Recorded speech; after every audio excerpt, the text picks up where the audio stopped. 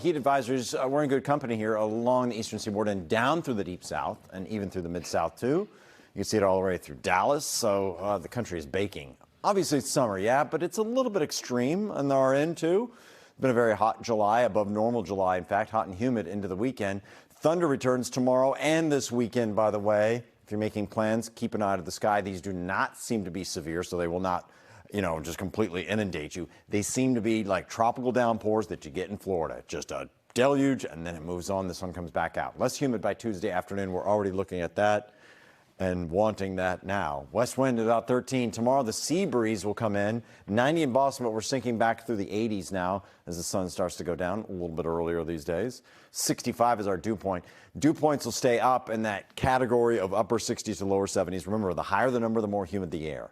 By Tuesday, we see it drop off. Now, there's questions of whether that happens on Tuesday morning or Tuesday afternoon. So Tuesday is the day, but the drop-off will be sharp either way, even if it comes in the afternoon. Tomorrow, the sea breeze, pretty evident with the temperatures cooling into the mid-80s or upper 80s through Salem and back to Gloucester. 90-plus, Billerica, Acton, all the way up into Lawrence and Lowell and Nashua, too, another hot spot. 89 in Boston, 91 in Somerville.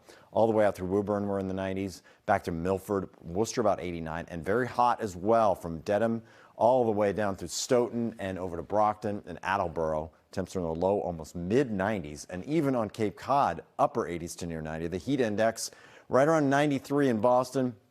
So not all that horrible tomorrow, but I don't know that you'll know the difference between a 95-degree heat index and a 93. There's very little change tomorrow, so that's why the heat advisories are up. Chance of rain after 2 o'clock is around 40% for a thunderstorm to pop up. And we can also say that for the weekend, too. These are not washed out days in the 80s. Here's the case in point. Saturday, wake up with some clouds. It's murky, it's hazy, and then after about 3 to 6 o'clock, these storms fire up. Here they are at 6 o'clock, and then they move on. So they don't last much of the day.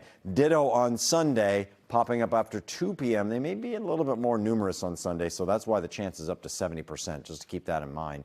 The tropics starting to heat up. You see it here down through the Bahamas and Hispaniola. 70% chance it develops. Now, that would mess up the 10-day forecast if it were to creep along the eastern seaboard. But as it stands now, we have the dry air coming in on Tuesday, Wednesday, and it looks like those temps will struggle to even get to 80.